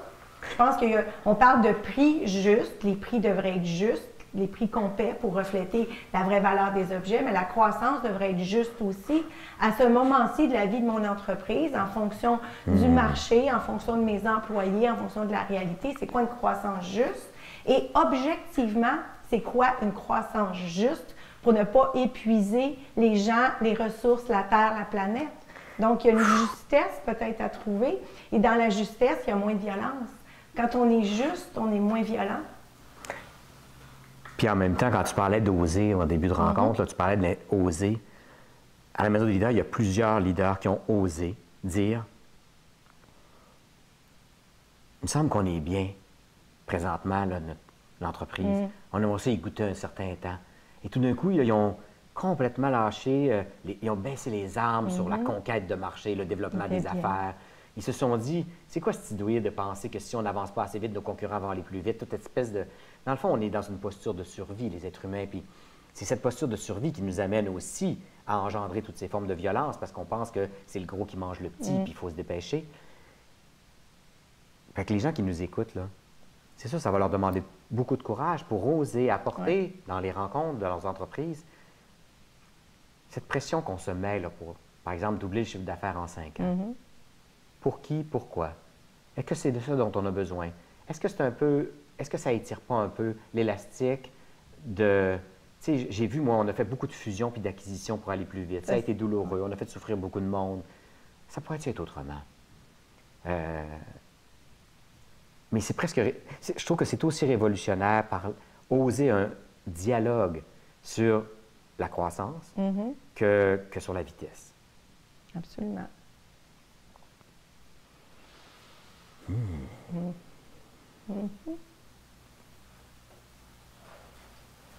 Mathieu, est-ce que tu as des commentaires déjà là-dessus? Oui. Oui. Vraiment. Et c'était beau. En fait, ça revient à un commentaire de Lucie quand vous avez dit hey, vous êtes adapté en temps réel, puis vous avez fait un hey, qu'est-ce qui se passe? On va ralentir. En même temps, elle avait dit exactement ça. Une fois qu'on en prend conscience, bien là, maintenant, j'en suis conscient et c'est tout, on bouge avec ça. Donc, vous l'avez fait en temps réel. Je tiens à vous applaudir dans la façon que vous l'avez adapté. Je trouve ça génial. Puis on n'aurait pas pu le faire si vous ne l'aviez pas dit. Exact. Parce que nous, on était dans notre patente, on était tout énervés, tout excités. On avait tellement hâte de parler de ça. Si vous ne l'aviez pas dit, on n'aurait pas pu le faire. Fait qu'il faut parler, il faut oser. Merci tellement. Et on pourrait tomber, en fait c'est un enseignement, je pense qu'on a vécu en temps réel, c'est que vous n'êtes pas tombé non plus dans une culpabilité, parce que là ça fait l'effet inverse, ça peut fermer le dialogue pour dire je ne l'ai vécu, si là je culpabilise, donc vous avez vraiment été vraiment super. Edith amène le sujet un peu de la souffrance aussi, pour dire, est-ce pas un peu illusoire de vouloir abolir la souffrance? Donc peut-être aller voir la différence sur les subtilités, quand vous avez parlé tantôt de souffrance, il y a peut-être une piste à aller visiter. Et tantôt, en fait, Gabriel nous rappelle aussi la phrase que vous voyez peut-être en arrière de moi, sur tendresse, là, en défocus, qui est retrouver l'équilibre perdu. Donc, Gabriel nous dit beau défi pour les leaders de trouver le rythme d'équilibre. Donc, quel est ce rythme-là pour être bien? Peut-être que je vous relancerai la question pour dire, bien, est-ce qu'il y a un rythme qui serait un rythme plus doux ou un équilibre qui serait plus doux pour nos organisations? Sans vous mettre à côté de votre dialogue. Je dirais deux choses. Hein? Je ne sais pas si Diane, tu veux déjà aborder la question de la souffrance, puis après on parlera du rythme. J'ai envie de faire du pouce sur ce qu'Edith a dit sur la souffrance parce que à la maison, évidemment, comme mon travail me passionne, j'en parle avec ma famille. Et quand j'ai parlé de ce webinaire-là avec mon fils Émile, le plus jeune, j'y ai parlé justement des petites violences au travail et tout ça. Lui, il étudie du côté de la socio, de la psycho, puis il m'a dit, mais maman, la violence, les microagressions, c'est des sources d'information aussi. Donc, il dit, quand on fait une microagression envers quelqu'un et que si cette personne-là est capable de nous le dire, ça devient une source d'information sur ce qui s'est passé, pourquoi c'est difficile, pourquoi je souffre. Donc, effectivement, il dit, on ne peut pas éliminer la souffrance, on va tous souffrir à un moment donné au travail, dans notre vie personnelle, mais si on le tourne, que ça devient une source d'information, on apprend à connaître les autres à travers les réactions qu'on a suscitées, parce que tout le monde ne sera pas sensible aux mêmes formes de violence au travail. Certaines personnes vivent mieux avec la comparaison, mais pas bien avec le rythme. C'est pas tout le monde qui souffre de la même façon. Donc, c'est une source d'information, puis on ne peut pas éliminer. Puisqu'on ne peut pas éliminer la souffrance, essayons qu'elle soit au moins utile. Oui. Essayons de ne pas en rajouter. Ouais. Tout à l'heure, vous nous avez dit, écoutez, là, vous allez un peu vite là, au secours. Là. C'est une grosse question, la violence. Là, puis là, vous allez trop vite. On était violents. Au secours, on était violents. Alors, on essaie de ralentir. Alors, pour moi, là, si on lève le voile là-dessus, c'est de dire, OK, moi là, j'ai été violent dans ma vie, puis ça m'arrive encore inconsciemment. Mais quand je deviens conscient, je réalise que je suis beaucoup moins violent que je l'étais avant. Donc, bien sûr, je pense qu'on doit apprendre à apprivoiser la souffrance. On a écrit là-dessus dans la chaise rouge sur comment apprivoiser la souffrance qui est là, qui va être là jusqu'à notre dernier souffle. La joie et la souffrance, ça va cohabiter. Mais je pense qu'on peut lever le voile dans nos organisations et arrêter. Il y a beaucoup de souffrances qu'on peut arrêter d'engendrer. Mais il faut en être conscient aussi. Donc, à partir du moment où on est conscient, s'il y a une discussion, un dialogue, on comprend mieux. Donc, ça va demander du courage aussi pour les gens qui vivent la violence ou les gestionnaires qui la vivent ou qui l'imposent ou qui la font vivre pour en prendre conscience. Mais c'est sûr que d'en discuter, pourquoi ça t'a fait quelque chose ou ça peut sûrement la réduire parce qu'elle ne disparaîtra pas, c'est clair. Bien non, il y aura toujours la souffrance, c'est une condition humaine, on va toujours la rencontrer, mais il y a toutes celles... Mais comme on n'est pas obligé d'en rajouter. On n'est pas obligé d'en rajouter Puis on peut par-dessus. essayer d'en enlever aussi. Et moi, je crois vraiment que si systématiquement, dans nos milieux de vie, on est davantage dans la joie puis on s'agresse moins. Je pense vraiment que le sens va revenir, la joie va revenir, le beau, le bon va revenir et l'aventure de l'entreprise va être plus passionnante. Et ça existe. Moi, j'ai la joie extraordinaire d'aller dans les entreprises et de voir qu'il y a une sérénité. Je me rappelle, Marie-Josée Legris était patronne de Brisson-Legris à l'époque et j'allais dans cette boîte-là puis écoute, tu le sentais, Ben là. oui, on le sent. Quand Dans l'âme, ouais. je disais, mon Dieu, que c'est paisible. Ici, Ouais. les gens ont l'air assénés, c'est doux. Il y a une espèce de... On parlait tantôt des non-dits, très peu de non-dits, pas de loi du silence. Mais c'était une organisation qui avait plus tellement d'objectifs de croissance, qui voulait apporter des moments lumineux à tout le monde, aux clients. Donc, il avait choisi, il avait pris conscience, je pense, de la pression qui se mettait les uns les autres. Il y avait eu des dialogues. Et tout d'un coup, la vie dans l'entreprise était tellement plus douce. C'était la même chose chez Illico Odès, l'entreprise gérée par Céline Charron. Puis aujourd'hui, dans toutes ces entreprises libérées, chez les industries bussières, à pleine place. Donc, c'est possible de prendre la hauteur, d'observer ça, puis d'évoluer vers des systèmes plus organiques qui prennent plus soin de la vie. Je trouve qu'on ne prend pas soin de la vie qui circule à travers nous. C'est prendre soin. Mais tu vois, on parle des systèmes, mais c'est bien qu'on aille vers les humains parce que toutes les entreprises dont tu parles, il y a des humains derrière ça. Puis ça nous amène justement à parler de la violence qui est générée par les humains. Parce que le système existe, mais le système fonctionne avec des humains. Et c'est ça, les humains ont des réactions qui amplifient ce que le système a déjà. Probablement que la plus grosse manifestation, le plus gros comportement humain qui amène de la violence dans les organisations, c'est l'ego. Oui. C'est clair que l'ego vient totalement brouiller les cartes et avoir un impact justement sur le bonheur. Et l'ego nous rend violents. Notre ego nous rend violents. Dans le fond, tu disais tantôt, on est trop à propos de soi, penser à propos de l'autre ou à propos du bien commun. Moi, là, je vais dans les organisations, des fois, je suis assez surpris, je leur demande, c'est quoi ici c'est quoi votre vision du bien commun? Et là, ils se regardent tous de quoi on parle ici. Là. Alors, dans le fond, le bien commun, c'est mon bien à moi. Il y a très peu. Donc, ça, j'ai découvert que d'ouvrir dans chacun des milieux de travail. Poser la question du bien commun. Du bien commun, c'est ici. C'est quoi qu'on sert? C'est quoi notre mission? Puis c'est quoi la notion de bien commun? Et d'ouvrir des dialogues là-dessus, ça aide vraiment. Parce que honnêtement, l'ego, lui, il sert lui-même. Mais j'ai découvert que mon ego, il peut même se mettre au service du bien commun. Parce qu'il est capable de transcender ça, puisqu'il va exister, l'ego, dans sa capacité à servir le bien commun. Mais en l'absence de réflexion sur le bien commun, ça devient mon petit bien individuel. Puis si on reste dans cette relation, comme tu dis, le système peut être violent, mais moi, je peux être violent. Tantôt, Gabriel posait une question sur l'équilibre. C'est sûr que si moi, je me place toujours en déséquilibre, je vais devenir violent. Parce que ce déséquilibre que je m'impose, entre le retrait, par exemple, et le don de moi, c'est une forme de violence envers moi-même. Et moi, je découvre, à la maison, c'est des leaders. Et des fois, on va être dur envers les leaders, mais j'en reviens pas comment les leaders sont durs envers eux-mêmes. Et on est très violent, systématiquement, envers nous-mêmes. Alors, si moi, je me fais violence, si moi, je suis pas à l'écoute de mon métabolisme, de mon rythme, de ma singularité, de mes besoins, comment je peux être à l'écoute de l'autre? Comment je peux être de plus en plus tendre avec l'autre, de plus en plus bienveillant si je manque déjà de bienveillance et de compassion envers moi? Disons que je n'ai pas de pratique. Oui. Il faut que je me pratique avec moi dans un premier temps. Mais en même temps, moi, j'ai beaucoup réagi à ça. Quand les gens me disaient, tu sais, Rémi, il faut que tu t'écoutes, il faut que tu prennes soin de toi, il faut que tu t'occupes de toi. Pendant des années, j'ai réagi à ça. Et c'est un peu Alexandre Jolien qui m'a basculé sur la piste. Il dit, Rémi, c'est essentiel que tu sois à l'écoute de ce qui se passe en toi, sans faire de cas de toi. Et là, j'adore ça. On est encore dans l'équilibre. On est encore dans l'équilibre. Ça veut dire un minimum à l'écoute de comment tu te sens, de ce qui te traverse. Parce que si je suis à l'écoute, je vais les sentir, les formes subtiles de violence, sur moi.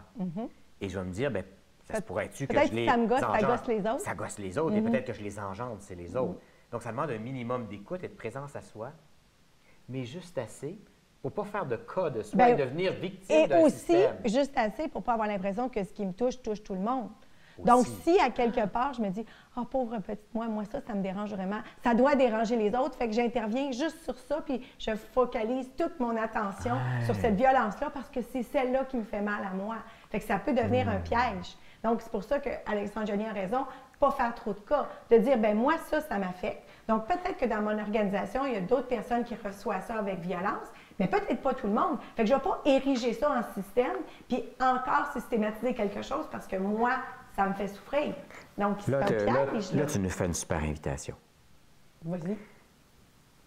Alors, si dans les prochaines semaines, on s'engageait à être plus à l'écoute des agressions, hein? Qu'est-ce qui m'agresse dans ma famille déjà, dans mon milieu, dans mon organisation, je sois plus à l'écoute et après, que je devienne curieux et que j'aille valider. Tu sais, si moi je demandais à mes fils, par exemple, dans notre façon de vivre l'aventure ensemble, y a-t-il quelque chose qui systématiquement vous tombe ses nerfs? Mais tu vas avoir des réponses différentes. Ben oui, parce que les trois gars, c'est 3 enfants différents, les belles filles sont différentes, mon chum est différent, donc moi, je m'engage devant tout le monde là, à être curieux des autres sur comment ils se sentent. Puis à la Maison des leaders, on va aussi ouvrir le dialogue. Y a-tu inconsciemment, à la Maison des leaders, des formes de violence subtiles qui vous font souffrir? Y a-tu... C'est la somme de toutes ces réponses-là. Donc, savoir ce qui, moi, me fait souffrir est une condition nécessaire, mais non suffisante. Parce qu'elle est nécessaire, parce que ça me permet d'identifier que je vis ça, donc d'autres personnes vivent ça, mais elles ne sont peut-être pas en réaction à la même forme de violence que moi. Donc, c'est pour ça qu'il faut y voir des conditions nécessaires, mais non suffisantes. Donc, c'est la somme de toutes ces réponses-là. C'est la somme des réponses de tes 3 fils et de tes 3 belles-filles et de ton amoureux qui te permet de comprendre toutes les formes de violence qui sont dérangeantes dans votre microcosme. Mais ce n'est pas la réponse de un. Parce que prétendre est une nouvelle forme de violence. Prétendre que l'autre est comme moi. Je me rappelle chez ADECO, à l'époque, quand on était basculé de la conquête à l'exploration, on avait dit à nos équipes, écoutez, on fait fondre tous les objectifs de vente, puis ça, c'est quoi cette affaire-là? On fait tout fondre. Et il y en a qui ont dit, hein? Moi, ça me motivait au bout. Hey, moi, donne-moi ça, des objectifs, j'adore ça. Donc, l'autre disait, c'est presque... C'est violent que tu nous enlèves ça. Tu m'enlèves ça. Moi, j'adorais ça. Et là, on s'est mis à rire comme des fous, puis on a dit, bien, si vous voulez vous en donner, donnez-vous-en. Non, je veux que tu m'en donnes. Mais moi, ça devenait presque impossible d'en donner, mais OK, bien, toi, donne-toi-en, mais tu as le droit d'en avoir toi aussi, parce qu'il y en a qui carburent à ces objectifs-là. Oui, absolument. Alors, c'était encore là, comme si on passait d'une conformité à une nouvelle conformité. Mais oui, c'est la même chose. C'est un autre dogme. C'est un autre dogme. De dire, on n'a pas de vision, on a une vision, là, puis tout le monde doit y adhérer. Hein? On n'a pas de vision, garde, tu travailles pour être heureux, puis c'est aussi dogmatique. J'aimerais ça savoir ce que tu penses de cette forme de violence-là. Le fait de vouloir apparaître tout le temps. Les gens là, qui ont besoin d'être vus et entendus. Puis pour moi, c'est pas comme l'ego. L'ego, c'est une chose. Ça, c'est vouloir apparaître. Tu sais, dans les réunions, au travail. C'est violent de vouloir apparaître. Tu reçois ça, tu reçois cette charge-là de collègues ou de patrons qui ont toujours besoin d'apparaître. Et des fois, c'est correct d'être transparent. D'être là, comme une petite mouche sur le mur. Puis moi, je me souviens d'un conseil d'administration où j'avais un administrateur extraordinaire. Je pense qu'il disait une phrase par CA, mais quelle phrase! Il savait quand la dire quand la discussion bloquait, quand il y avait un angle mort dans ce qu'on avait dit. Il était merveilleux. C'était pas, il attendait le moment. Il n'y avait pas besoin d'apparaître pendant toute la réunion. Il apparaissait quand c'était juste. Puis des fois, on a toutes des réunions des CA où il y a du monde. C'est violent. Ils sont tout le temps dans notre face, tout le temps. Ils ont tout le temps besoin d'être vus, entendus. Mais tu sais, ce que tu apportes, là, nous, on a, je ne sais plus trop combien, de dizaines de groupes à la Maison des leaders, et dans chaque groupe, probablement, il y a quelqu'un qui a vraiment besoin d'apparaître. Et parfois, c'est moi. Et ça nous arrive tous. Oui, ça nous arrive tous. Puis ce que j'ai découvert derrière, les gens me disaient, tu sais, Rémi, telle personne dans le groupe, là, tu sais, quelqu'un parle, donc il faut qu'elle parle tout le temps.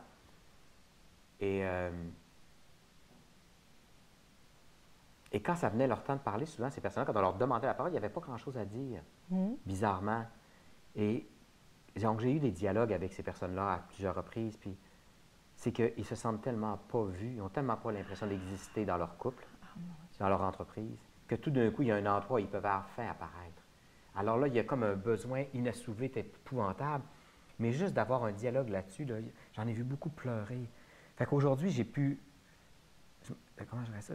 J'ai plus aucune... je me sens plus du tout agressé par quelqu'un qui veut apparaître. Immédiatement, il m'apparaît que derrière, il y a un manque. Oui, mais toi, la compassion. mais la moyenne des ours n'a pas fait ce cheminement-là. Bien là, je nous invite. OK. Je nous invite à derrière ce besoin d'apparaître.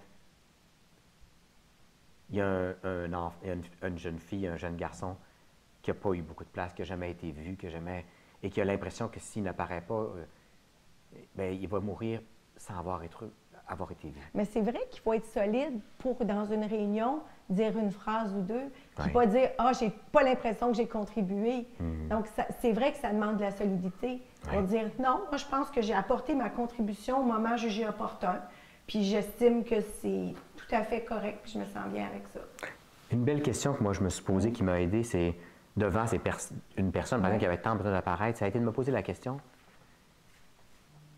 Toi, Rémi, quand ça t'arrive, là, ça répond à quel besoin?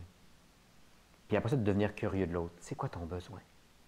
Mais je pense que si on est capable de plus de tendresse, pour moi, la tendresse, c'est d'essayer de voir que derrière ça, il y a une fragilité, il y a une vulnérabilité. Et automatiquement, si je deviens curieux de la fragilité derrière ce besoin d'apparaître, c'est la tendresse qui s'impose. Mais en même temps, ça marche des deux côtés. Nous, on a le travail à faire sur la personne qui le fait, Oui. mais nous, quand on le fait, il faut en être Oui. conscient aussi, de dire ce que je fais est violent. Oui. C'est violent d'intervenir Puis constamment. de prendre autant de place dans un C'est groupe. ça. Donc, c'est une violence subtile. Oui. Je pense que personne dirait objectivement c'est violent, mais c'est violent.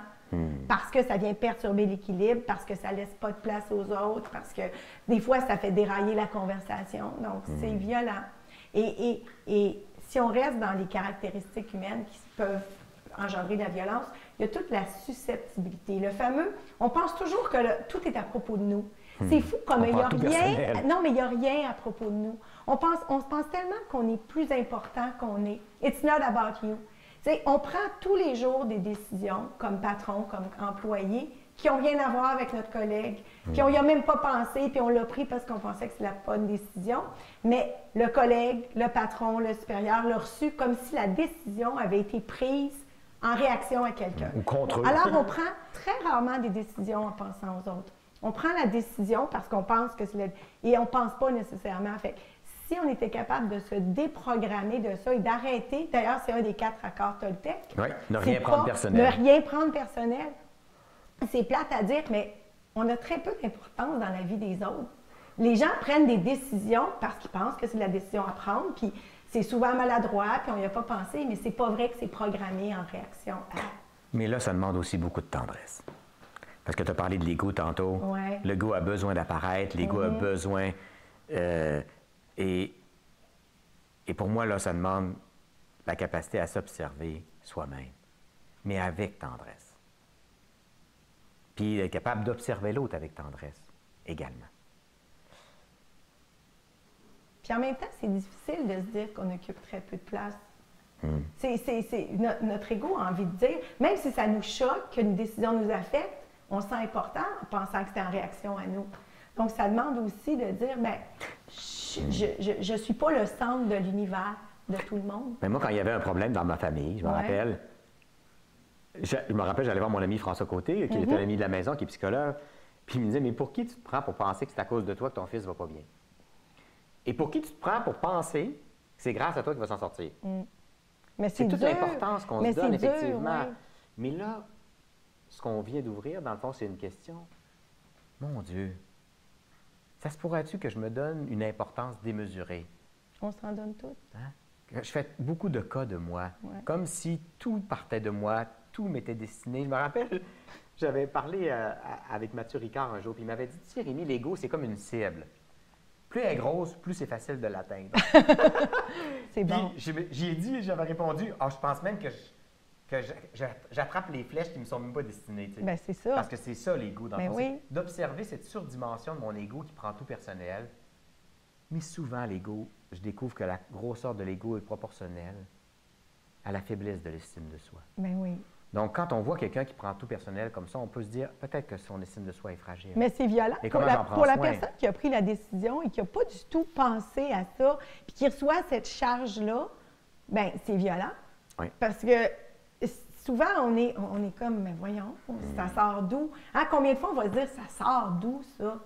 Donc, c'est violent. Peut-être qu'on peut demander à Mathieu. Mathieu, peut-être qu'on pourrait savoir si on suscite d'autres dialogues, d'autres réactions. Tout à fait.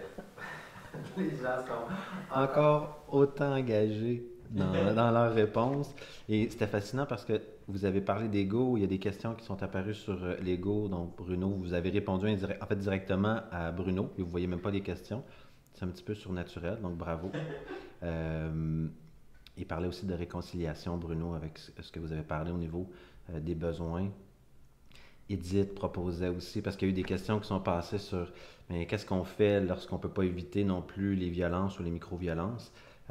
Quelles sont des pistes? Puis tantôt, Rémi t'a parlé d'écoute, et Bruno parlait aussi d'écoute. Annie parlait d'amour aussi, on parlait de dialogue.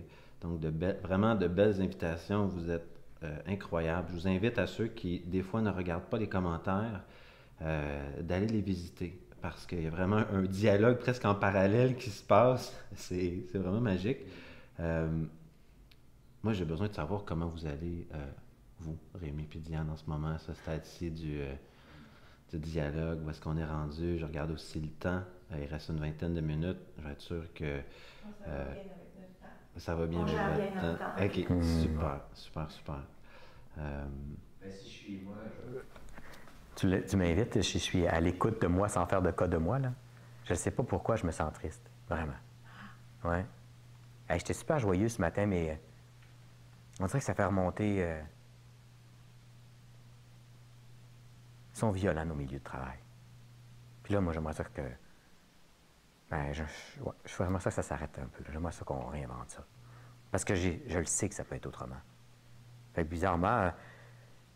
je me sens vraiment beaucoup triste, mais je suis content, mais beaucoup en joie qu'on ait le dialogue, puis qu'enfin on ouvre, qu'on lève le voile, puis qu'on essaie de prendre de la hauteur, puis de prendre conscience, mais ouais, je me sens triste. Je sais pas, toi, comment tu te sens? Bien, moi, je me sens pas parce que moi, je suis dans mon talent en ce moment, j'écoute. Fait que moi, je suis à combustion lente dans ces situations-là. C'est-à-dire que quand je vais être chez nous ce soir, demain, après-demain, mais là, je suis totalement dans le présent. Je me pose des questions sur OK, est-ce que ça va? Est-ce que je m'occupe des gens qui sont en train d'écouter? Est-ce que je te suis bien? Fait que moi, je suis pas à la même place que toi. Ça va venir après, ça va ressurgir après. Show must go quand on. je vais parler, mais non, mais quand je vais en parler à ma famille, quand je vais parler avec ma soeur, quand je vais courir demain matin, c'est là. Parce que pour l'instant, je suis vraiment dédiée à vouloir bien faire. Parce que toi aussi, Diane, tu as beaucoup souffert. Tu as eu beaucoup de joie, beaucoup de plaisir. Puis souvent, on se dit, mais j'ai tellement aimé ça, oui. Ouais. Mais j'ai aussi beaucoup souffert. Et tu as aussi beaucoup souffert. Bien, je pense que moi, je trouve ça difficile, la vie en organisation. J'ai toujours trouvé ça difficile. J'ai de la misère à comprendre les codes, comment on est censé se comporter. Le trop, le pas assez, tu es pas assez à l'écoute d'un collègue, tu l'es trop. J'ai beaucoup de difficultés. Je ne suis pas programmée comme ça. La vie en organisation, je suis vraiment une personne plus intense de 1 à 1. Puis la vie en groupe et en organisation, c'est quelque chose que je maîtrise mal. Mais tu vois ce que tu amènes, là. Ouais. Comment être sensible aux personnes qui adorent, qui sont hyper grégaires, qui aiment ça. Moi, je trouvais ça... Pour moi, c'était difficile. violent. La vie en organisation, pour moi, c'était violent parce que j'avais toujours l'impression qu'il fallait que je fasse qu'on attendait des comportements de moi que je n'étais pas capable de donner. Je suis capable de donner beaucoup à une personne à la fois, mais pas à un groupe. Fait que je trouvais ça difficile. Un peu comme le mode d'éducation, pour certains garçons, c'est difficile. Oui. Mais au travail, il y a peut-être des personnes que cette vie d'organisation est plus difficile. Tu sais, présentement, il y en a qui doivent travailler de chez eux, ils trouvent ça très difficile, d'autres qui adorent ça. Il y en a pour qui c'est une planche de salut, puis il y en a d'autres pour qui c'est épouvantable, c'est très souffrant. Alors, c'est pour ça qu'il faut ouvrir des dialogues en se disant, est-ce que le système est capable d'inclure? Mais peut-être qu'on tient pour acquis que les gens savent les codes des organisations, mais moi, je me suis toujours sentie très, très Asperger en organisation. Tu sais, c'est comme s'ils parlaient une autre langue que la mienne, puis je la comprenais pas. Je comprenais pas la discussion à la machine à café. Les jeux politiques, non, mais moi, c'était plus les discussions à la machine à café, parler de tes vacances. Je comprenais pas pourquoi il fallait que je fasse ça, parce que je disais, moi, je suis une aidante naturelle professionnelle. Donc, j'étais toujours là pour les autres, pour les aider, pour, tu sais, donner un coup de main. J'étais toujours celle qui levait la main pour donner un coup de main. Mais le reste, je trouvais que c'était exigé beaucoup de demander toute la partie personnelle, relationnelle. J'étais pas capable de donner ça. Mon Dieu, c'est pas une thérapie, on va retourner à... Là, c'est Mathieu, bien sûr. Hein, Ben oui, merci qui nous amène Mathieu. là. Mais on va retourner Mais je pense que à... Mathieu veut quelque chose avant. Qu'est-ce que Mathieu veut? On t'écoute. En fait, Edith dit merci d'ouvrir cette fenêtre. Il me semble que vous offrez une bouffée d'air frais. En fait, vous avez aussi légitimé le fait qu'on peut vivre différemment une information où je peux me sentir triste, mais je ne suis pas dans une tristesse globale, ou moi je suis en combustion lente. En ce moment, la réponse était, moi aussi en ce moment j'ai de la tristesse quand je le regarde, et il y en a peut-être que c'est, coudonc, je parle-tu de l'humanité si moi en ce moment je suis pas triste.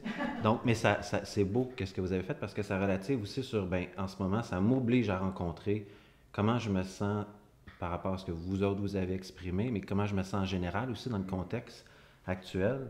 Donc, je pense que ça l'a vraiment percuté. Ça permet aux gens, là, de se visiter dans comment ça se passe. Et Bruno dit, il faut poursuivre cette discussion. Et oui, Bruno, on va poursuivre dans nos groupes aussi de co-développement, dans nos parcours. C'est sûr qu'on va y faire écho et on va avoir beaucoup de temps pour... Mais il y a quelque chose qui se passe en ce moment de magique au niveau de l'invitation et de vos réactions, vraiment.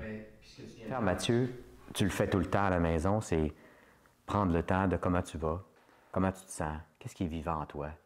Tu sais, des questions toutes simples qui, posées régulièrement, tout d'un coup, exigent un ralentissement. Parce que, tu sais, pour dire qu'est-ce qui est vivant en moi ce matin, ça exige automatiquement, et c'est peut-être ça, trouver un certain équilibre entre... Et ça, des fois, tu me poses la question, ça va prendre 5 minutes, mais tout d'un coup, je peux repartir travailler, puis ça nous aide à trouver cet équilibre. Tu voulais... Oui, je voulais parler des idées préconçues. Comme quoi? Avec la belle phrase de Christian Bobin qui était dans un de vos webinaires, ce que je sais de toi m'empêche de te connaître. Je pense que c'est très violent, les idées préconçues. Ça veut dire qu'on enferme les gens au travail, on a une vision des gens et les gens sont pris, enfermés. Mon collègue, mon patron, mon client, ils sont pris avec l'idée que j'ai d'eux, comme s'ils étaient vraiment ce que je pense qu'ils sont. Il est tellement de même ou est tellement pas de même. Exactement. Ce qui fait qu'on empêche les gens de faire certaines tâches parce qu'ils ne sont pas de même, qu'on les pousse tout le temps à faire la même chose parce qu'on pense que c'est ça leur talent. Cette idée préconçue nous ferme l'esprit et c'est violent d'avoir des idées préconçues sur les gens. On le fait tous, là. Je suis la première à le faire, mais je sais que c'est violent, puis j'aime ça quand je me le fais dire. Je suis pas comme ça. Puis cette semaine, je suis pas juste dans comme mon ça. couple, Je suis on a eu... comme ça aussi. Ben, c'est mais ça, je peux dans être mon autre couple, à un chose. moment donné, j'ai dit à mon chum, il m'a dit quelque chose, j'ai dit « Ah ben, je savais pas que tu étais comme ça, c'est le fun, je viens d'apprendre quelque chose. » Puis j'étais contente de ma réaction parce que j'aurais pu dire « Ben, voyons donc! » T'es tellement pas de même. Mais à la place, j'ai dit « Je savais pas que tu étais comme ça. » Fait on peut découvrir des choses sur les gens après plusieurs années. Mais moi, là, une des choses que j'essaye de plus dire, c'est genre quand je dis à Jean, t'es bien comme ta mère. Ah, ça, c'est très vrai. Ça, c'est extrême C'est violent. jamais pour les bonnes affaires. Non, tu tu dis jamais ça pour compliment. Mais remarque que oui, j'ai dit aussi à quel point il est généreux comme elle, mais, Ouais. mais il est pas. Oui, mais où parfois, Ouais. t'es comme ça. Ouais. Dans le fond, laisser de la place, devenir curieux de l'autre. Une des grandes découvertes qu'on fait sur le thème du regard, là, c'est on découvre à travers toutes les réflexions sur le regard que finalement, l'autre est un mystère. Moi, je suis un mystère, la vie est un mystère, fait que ne pas prétendre qu'on a toutes les bouts puis qu'on connaît l'autre. Donc, considérer l'autre comme un mystère, c'est une forme de tendresse plutôt que de penser, puis ça y permet aussi de pouvoir tout être. Puis c'est le fameux « ah ben ». Il y a plusieurs tons sur lesquels on peut dire le « ah ben ». Mettons que quelqu'un fait quelque chose, il dit « ah ben ». Ah ben. Donc, quand on découvre quelque chose sur quelqu'un, est-ce qu'on le juge en disant « ça ne correspond pas à ce qu'on pense » ou est-ce qu'on dit « ben, je savais pas ça. Je savais pas ça de toi. » Fait que je pense que ces idées préconçues-là, c'est des petites formes de violence. Il y a Alexandre Jolien qui a nommé une petite forme de violence à laquelle je n'avais jamais pensé, c'est l'impolitesse. Ça m'a fascinée. Donc, l'impolitesse envers les aînés, envers les jeunes, parce que l'impolitesse, ça marche dans les deux sens. Moi, par exemple, j'ai toujours détesté, quand j'ai commencé dans ce métier-là, que les gens plus âgés me tutoient automatiquement en entrevue. Parce que j'étais plus jeune qu'eux. Puis là, j'étais là, mais pourquoi il tient pour acquis que c'est correct de tutoyer quelqu'un de plus jeune quand tu es dans une relation professionnelle? Donc, elle est plus sensible à ça. C'est ça. Donc, j'ai trouvé que c'était intéressant ce qu'il disait. Il disait que la politesse était une forme de respect et que l'impolitesse, finalement, c'était violent. Donc, puisqu'on est en train de parler des violences subtiles, je pense que ça mérite d'être mentionné. Je trouve ça le fun parce que culturellement, on dirait qu'on a jeté ça, la politesse. Ben comme oui, ça mon Dieu, enlève la politique, c'est vieux jeu. Les bonnes manières. Moi, j'adore les bonnes manières. Les gens qui ont des belles manières, je trouve ça bien. Je trouve ça charmant, je trouve ça respectueux. C'est pour ça que tu me réprimandes pas quand je t'ouvre la porte. Non, jamais. Puis que je prends ton manteau. Ça me dérange pas du tout. Mais j'aime ça, il y a quelque chose de réconciliant. Ouais. Mais là aussi, tout le monde n'est pas pareil. Non. Puis il y a des gens qui n'aiment pas qu'on leur ouvre la porte. Mais il Donc, faut ça demande le un minimum. respecter. Ben, je pense que la sensibilité, la tendresse, c'est être curieux de l'autre.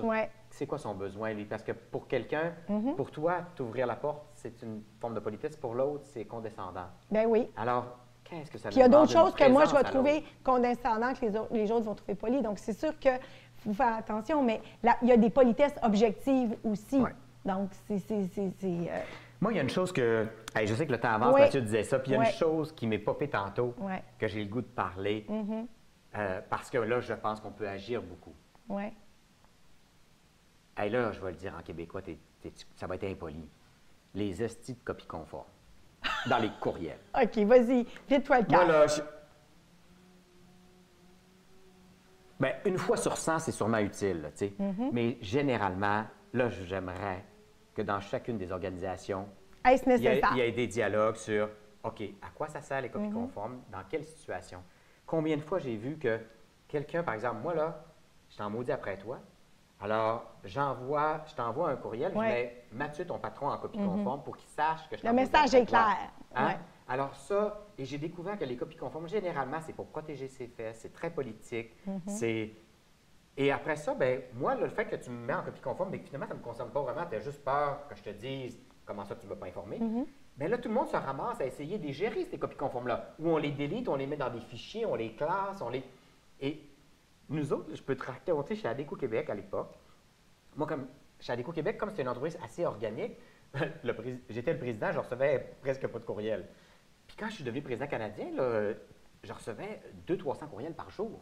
Parce que le président était en copie sur tout. Et là, j'ai dit, mais là, moi, je vais virer fou parce que là, je voulais tellement répondre à tout le monde que je travaillais jusqu'à minuit et demi, 2 heures du matin, ça n'avait plus de bon sens avec les enfants, tout ça. Puis là, j'ai dit, écoutez, time out. Et là, j'ai réalisé qu'on était 11 000, imagine. Puis là, je me suis dit, imagine que, disons que sur les 11 000, disons qu'on en reçoit en moyenne 10 chacun. Ça fait 110 000 courriels. Puis on dit qu'on n'est plus profitable, qu'on manque de temps. Et si, alors on a aboli, on a dit, OK, on a eu un dialogue, on a dit, écoutez, on sait que c'est drastique, mais défendu à partir de maintenant d'utiliser les copies conformes. Écoute, les tollés. Des gens qui disaient, ben ouais, mais moi, je vais être au courant des affaires, etc. En tout cas, ça a ouvert toutes sortes de dialogues. Mais bizarrement, je sais bien que c'est pas juste ça, mais 6 mois plus tard, on avait doublé la profitabilité. Parce que les gens Parce que étaient les occupés à ce 110 qui 000 importe. courriels, hein? Les gens étaient occupés à ce qui À importe. ce qui importe vraiment. Après, on est revenu en disant, ah, ben oui, on peut remettre, mais ça a été 6 mois défendu d'utiliser les copies, la fonction copie conforme. Il a fallu un geste drastique. Il a fallu un geste drastique, OK. ça n'avait pas de bon. C'était violent, mais ça a obligé des dialogues. Et après ça, on est revenu et on a pu faire ça avec parcimonie, Avec un équilibre. dans la tendresse, en s'assurant qu'on ne met pas en copie conforme quand on engueule quelqu'un et on s'est mis à dialoguer autour de comment on peut utiliser ces nouvelles technologies avec plus de tendresse, pour ne pas en rajouter sur le dos des personnes.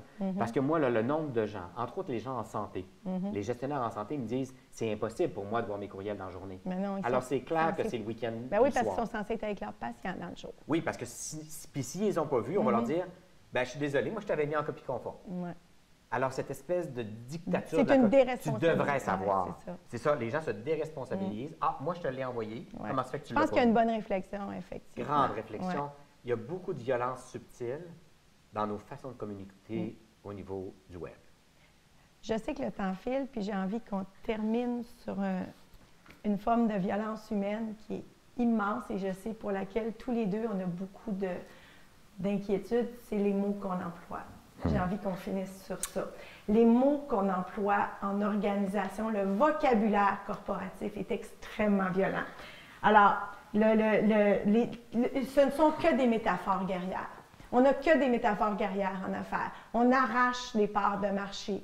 On va ravir, on va voler un client chez le concurrent, pas un client ou un employé chez le concurrent. Tous les mots qu'on emploie, on est les mots qu'on emploie, on devient les mots qu'on emploie. il crée notre univers, il crée notre façon de penser. Et je pense que le vocabulaire d'affaires est à revoir au complet. Et s'il y a une chose qu'on pourrait essayer de faire aujourd'hui, c'est d'en éliminer un de notre vocabulaire, un de ces mots violents, guerriers. Pensez chacun aux mots usuels du monde des affaires. Si on était capable d'en éliminer un et d'être conscient que l'impact de ce mot-là sur la vision qu'on donne de notre entreprise, de notre façon de faire, de nos méthodes, de nos comportements. Je sais que toi aussi, c'est un sujet qui te tient beaucoup à cœur. Je me rappelle dans un documentaire, on avait, dans une retraite qu'on avait fait sur le discernement, on avait écouté des hommes et des dieux. Mon Dieu, c'est beau. Et pour moi, ça, c'est discernement beau. 101. Bouleversant. Et à un moment donné, il y a le père abbé de ce monastère qui dit on dit plus que c'est les terroristes et les gens de l'armée, on les appelle les gens de la plaine et les gens de la montagne. Alors, si on n'appelait plus nos compétiteurs des compétiteurs, mais des alliés dans le même domaine que nous, des copains, des frères et sœurs dans le même domaine au lieu des compétiteurs, parce que automatiquement, ça engendre l'autre est un danger. Ouais. Je compétitionne, je suis un danger et pour ça lui. nous met dans un état d'esprit aussi. Ça conditionne notre façon de penser, nos comportements. Les mots sont très, très puissants. Tous les mots qu'on emploie dans notre vie personnelle comme dans notre vie professionnelle. Alors, comme tout va aller vite, après ce webinaire, on va tous retourner dans l'action pour apporter du rendement à nos organisations, puis aller plus vite qu'on peut. Soutenir le rythme. Soutenir le rythme. Peut-être qu'on peut prendre quelques secondes pour ça. Là, pour prendre la hauteur, puis il dit, est-ce que j'ai un slogan, moi, tu sais, entre autres, innover ou mourir, grow or die, tu sais, c'est quoi le mot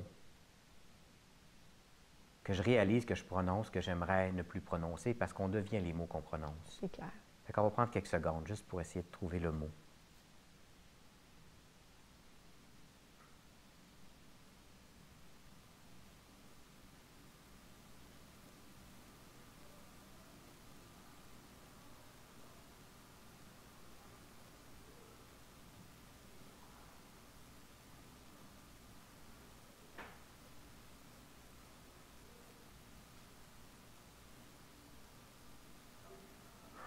Est-ce qu'on se tourne vers Mathieu pour finir? Puis juste avant de se tourner, je dirais, imaginez-vous là, on va être peut-être plusieurs centaines, peut-être près de 1000 à être dans ce dialogue là, qui est là. Imaginez-vous s'il y avait 1000 mots conquérants qui ne se disaient plus ou qui se disaient moins, on se transformerait. Puis probablement que si on se met à penser aux mots qu'on emploie dans notre vie publique, on va mettre à penser aux mots qu'on emploie dans notre vie privée aussi. Tellement. Entre autres, quand on dit à l'autre, il faut que tu changes. Mathieu. En tout cas, François a répondu « il faut que ». Donc, il faut que, je sais que vous étiez en écriture cette semaine en plus, je pense que ça apparaît dans votre livre aussi. Et de mon côté, c'est le devoir. Je me rends compte que c'est beaucoup « on doit » ou « je dois ». Donc, ramener les gens dans le devoir, c'est quelque chose que je dois amener. Beaucoup de clochettes de vigilance. Edith qui fait un beau lien avec les mots M-O-T-S et mots M-A-U-X, les mots qui créent le demain. Donc, il y a vraiment c'est une très, très belle invitation. Moi, j'ai une question pour Diane. Diane, sachant qu'il va y avoir plusieurs centaines de leaders qui vont réécouter aussi ce webinaire-là, qu'est-ce que tu veux vraiment leur dire, que ce soit en lien avec la violence ou la tendresse ou autre chose, parce que tu as vraiment un accès privilégié avec plusieurs organisations et tu fais beaucoup de recherches. Qu'est-ce que tu dis ça, là, pour un demain différent? J'aimerais vraiment ça, au moins, que ça fasse écho dans la vie et dans le cœur de centaines de leaders. Qu'est-ce que tu leur dirais? Mais moi, je leur dirais que j'aurais envie qu'ils questionnent le dogme de la croissance, de dire que chaque année, de façon automatique, demander à une équipe, à des gens, de toujours donner plus, pour moi, c'est totalement irréaliste et c'est suicidaire. C'est suicidaire pour les gens, c'est suicidaire pour la planète, c'est suicidaire pour la société. Je pense qu'il faut vraiment... C'est probablement ce qu'il y a de plus difficile pour un entrepreneur de questionner ça, mais je pense que c'est le questionnement fondamental à avoir. Parce que de là découle tout le reste. C'est au nom de la croissance que tout le reste vient. Parce que quand on ralentit, tout le reste se place, mais tant qu'on est dans la croissance automatique, toute la violence vient avec ça. La croissance sans violence, je ne connais pas ça. Et moi, j'ajouterais à ça, on parle de la croissance du chiffre d'affaires, mais pour avoir la croissance des profits, il faut aussi diminuer les coûts au maximum, le moins de monde possible. Tout le monde travaille comme des fous. Puis là, je pense aux gens de la santé et de l'éducation qui ne sont peut-être pas dans la croissance à tout prix, mais dans eux autres sont dans l'efficience à tout prix. L'efficience à tout prix. Quand on demande à un psychologue de voir 10 patients au lieu de 8, on vient d'engendrer de la souffrance automatiquement parce que c'est sûr que là, on n'est plus aussi attentif. Il ne faut pas demander à des psychologues de voir plus de patients, il faut avoir plus de psychologues pour aider plus de patients. Merci Diane, merci Mathieu, merci tout le monde. Ce qu'on souhaite dans le fond, je pense, ensemble à la maison, c'est que cet espace-là qu'on a créé, avec beaucoup d'excitation au début, plus de tendresse par la suite, ce soit une autre invitation à ce qu'il y ait plus de tendresse dans nos milieux de vie. On souhaite que ce soit plutôt une bouffée d'espoir, surtout pas une bouffée pour se juger soi-même, mais pour observer, devenir curieux de ces formes de violence subtiles, réconcilier la partie violente en nous, hein, pour moins l'engendrer, pour qu'on ait des milieux de travail plus organiques, plus humains, où on est plus heureux, et automatiquement, qui vont prendre davantage soin de la planète. Puis c'est important de dire que ce webinaire-là, ce n'était pas à propos de vous, c'est à propos de nous. On est dans ça aussi. Ouais. Dans tous ces comportements-là, c'est pas vous, c'est nous. Et tous les deux, on est des généraux l'un pour l'autre. Régulièrement, on se ramène à l'ordre l'un et l'autre. On s'aime assez pour se ramener à l'ordre quand on observe que l'autre est violent envers son conjoint, envers ses enfants, envers ses collègues de travail. Fait qu'on essaie, nous aussi, de se ramener à l'ordre. Puis si on peut, ensemble, à la Maison des leaders, s'aider les uns les autres à se voir quand l'autre ne se voit pas. Moi, quand Diane me dit « Rémi, ça se peut-tu que… » puis que je ne me suis pas vu, je lui dis « Merci beaucoup », avec beaucoup de tendresse. Alors, on poursuit sur la tendresse encore, et on découvre que c'est tellement un thème important à la maison qu'on vous annonce déjà que la maison va poursuivre une 2e année d'exploration de la tendresse à partir de l'automne, parce qu'on en a bien besoin. Prenez soin de vous. Puis observez bientôt, il y a des nouvelles formations qui vont peut-être être en personne, peut-être pas, dépendamment des conditions, mais c'est un bonheur de marcher avec vous autres. On vous aime beaucoup. Merci Diane, tu es un cadeau Rémi. dans ma vie. Merci à tous les participants de votre générosité. À bientôt.